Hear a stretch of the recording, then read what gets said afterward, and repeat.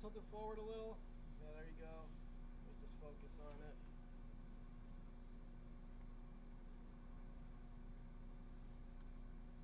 And you can see that?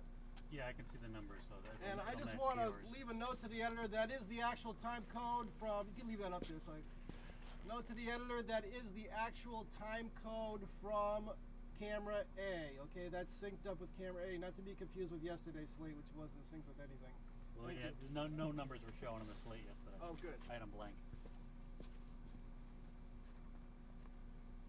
Because I don't like to confuse the editor. I don't want to confuse the editor. I think you just did. Are we rolling? And we're rolling, yes. Okay. Rolling. Just close that door a little bit, so just to really kill any hums, any things coming out of there. Keep coming. Keep coming. Got about another couple inches before you hit the tripod. All right, then that's good. We'll stay there. You just kill anything that was coming, that's all. I'm rolling. All right. I'm rolling. Well, thanks for your patience. Sure. Got you in this great soundproof room, so whatever you say is until the editor gets a hold of it.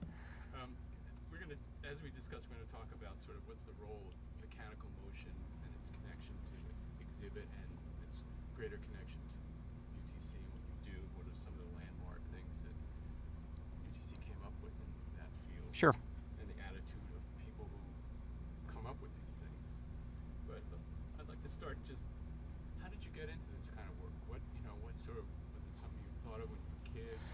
Actually, no. I kind of stumbled into it when I was in college. I was looking for a summer job, and I heard that professors would hire people to work in the lab during the summer, and so I went and asked, and they said, "Yeah, you can come work for me." When I got into the lab, all the stuff that I've been learning in the classroom just kind of came to life in front of my eyes, right? It was this revelation that, hey, this is a lot more fun than just sitting at a table doing calculations or sitting at my computer doing calculations. And I really enjoyed the experience of being in the lab and seeing things happen right in front of me, and decided that we actually had a speaker from UTRC come in to school and give a seminar. And they showed him working in one of the labs here, and I went to my advisor and said, I'd like a job doing that. That's what I want to do. What do I have to do a job like that? And he said, well, you need to go to graduate school. I said, sign me up. I'm ready to go. And sure enough, that was really how I ended up here.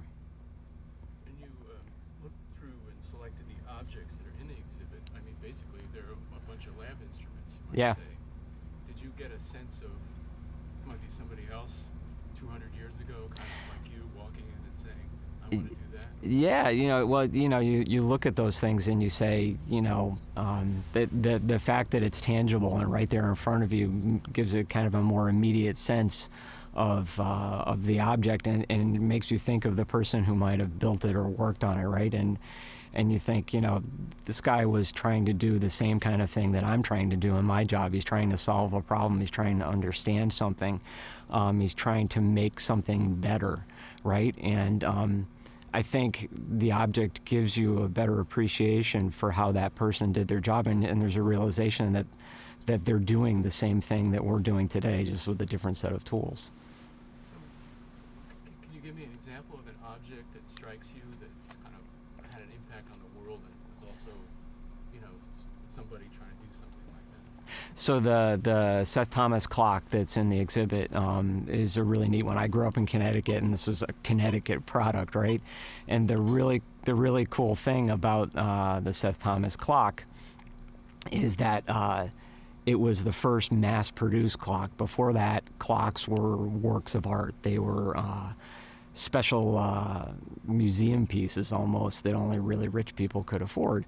And the Seth Thomas clock was the first mass-produced clock that the general public could buy, right? Anybody could use it. It was mass-produced. It had wooden gears, wooden movements, interchangeable parts, and it gave access to that technology to people who didn't have it before. And that's a lot of what we do at UTC, right? There's parts of the world where people have never flown on an airplane. There's parts of the world where they don't have adequate fire protection for their buildings, whether it's smoke detectors or suppression systems. There's parts of the world where they can't keep their food cold for long enough to get it to the people who need it. And we do all that stuff. We bring that technology to people and give them access to it where they didn't have it before. There was some beeping at the front end of that. Okay. What was the question? So, could maybe just back up and just describe the object that strikes you that was something in the exhibit that kind of changed the way people had access to technology. Yeah, so we'll just go back and do that again. Yeah. Just a little bit. Yeah, so the Seth Thomas clock was a really kind of a game changer for people. It resonates for me because I grew up in Connecticut and it's a Connecticut product. But the clock was the first mass-produced clock, and so it gave access to clocks to people who hadn't had that before. Clocks before that were made of metal. They were made of brass. It took a lot of sophisticated machining and expert craftsmanship to create them. And what they did with the Seth Thomas clock was made those gears out of wood instead of brass or metal.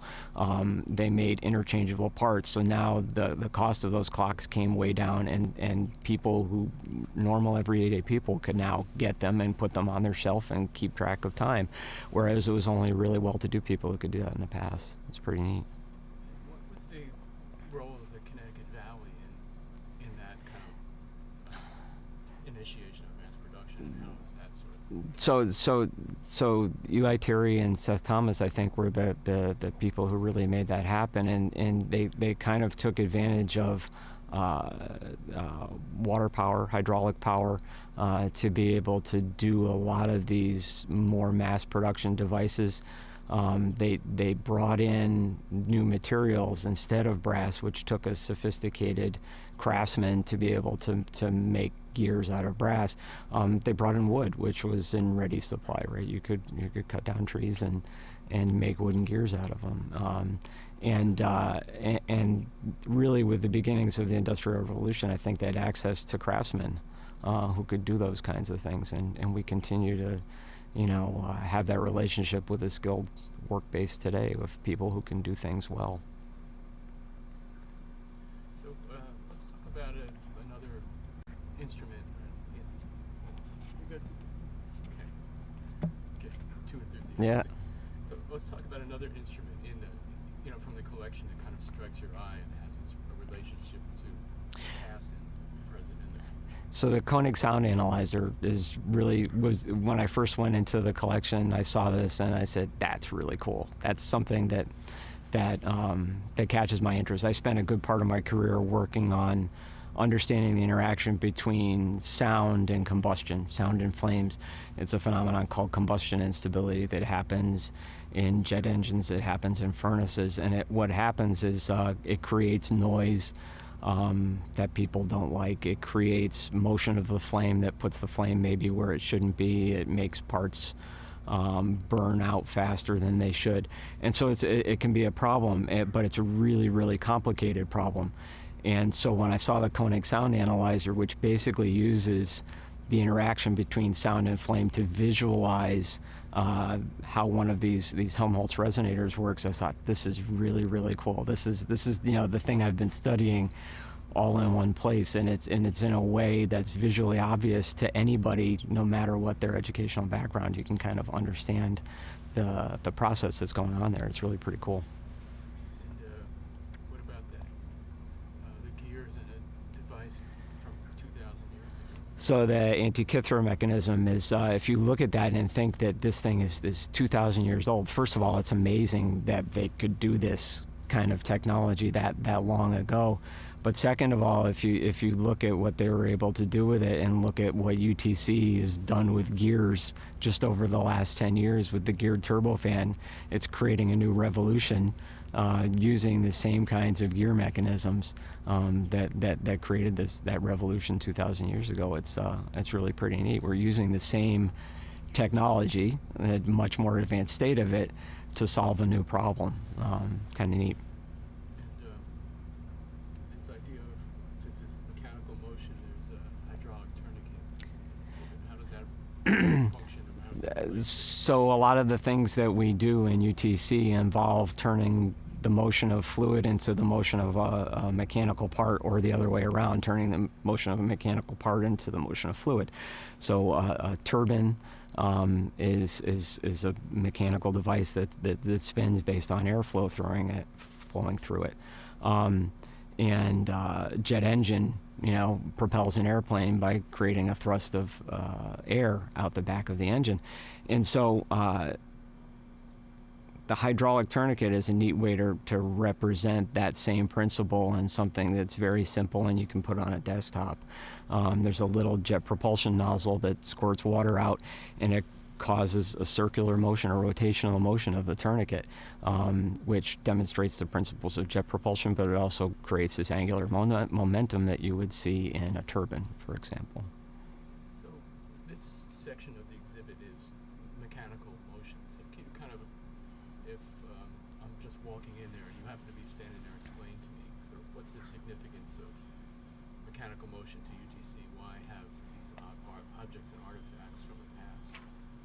So mechanical motion is kind of part of who we are and what we do, right? I mean, if jet engines move airplanes, they move people.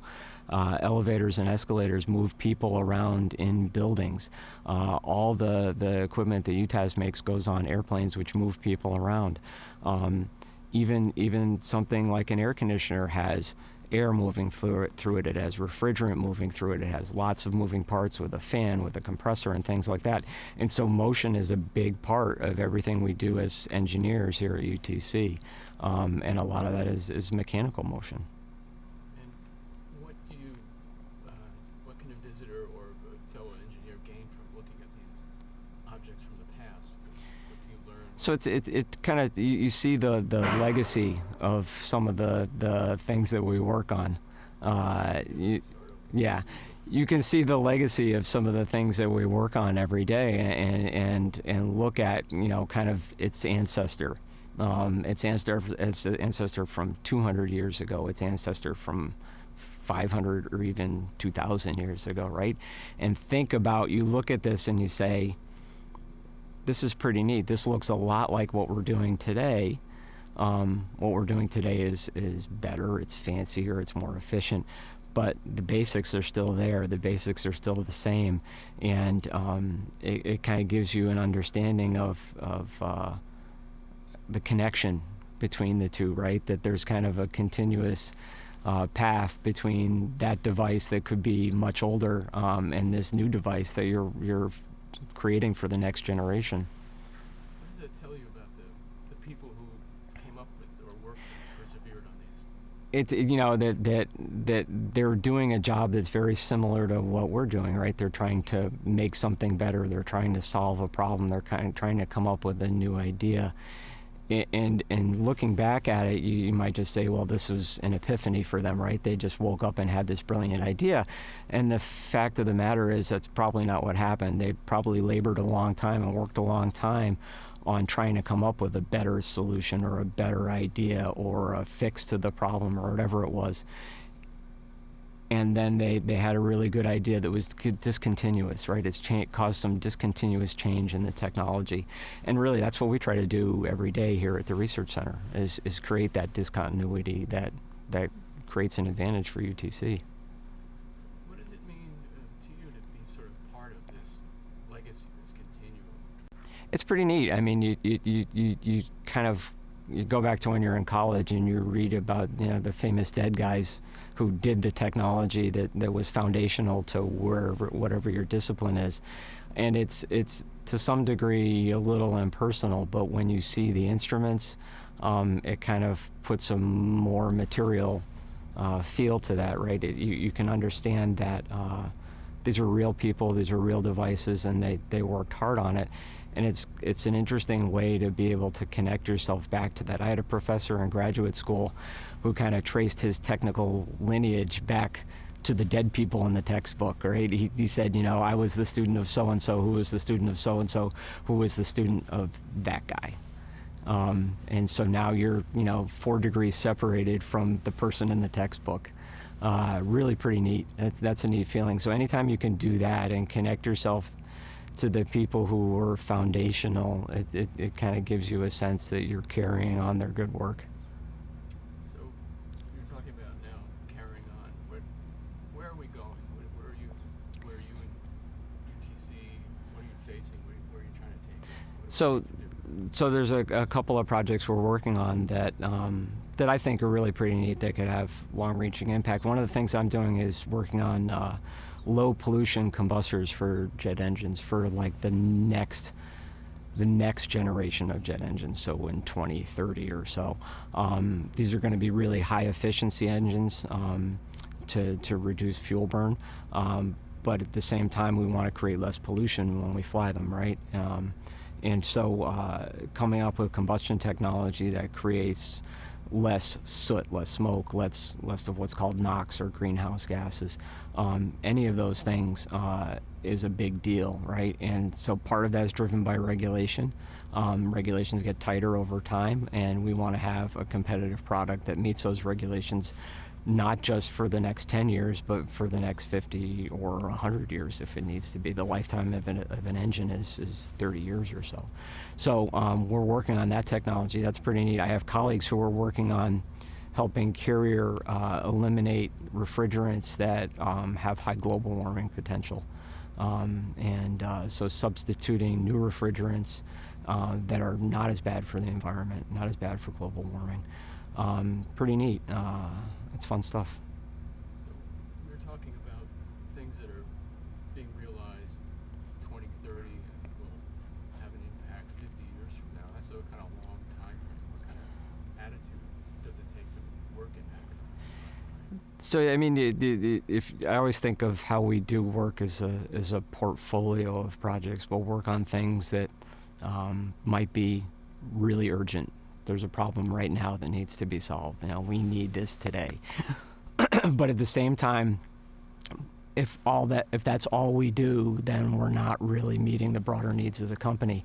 So we need to think about those things that are urgent now, but we also need to think about things that are 5 years out or 10 years out or even 20 years out.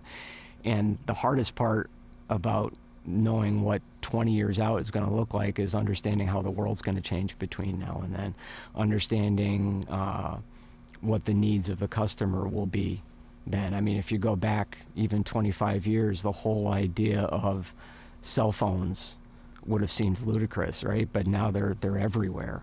And so what's going to be the next thing like that? And how are you going to make sure that we're ready for it? How are you going to make sure that we're not surprised by something like that? And that's the hard part of kind of the prognostication of the research business. And how do you tackle that? Hang on a second, just take that. Yeah, that'd be great. Thank you. Yeah, it's pretty much the last question. Starting to gargle. I'm glad you guys noticed that. Okay, we're just about done. I just want to kind of ask you, like, how do you prognosticate? How do you approach Stop that the kind roll of thing.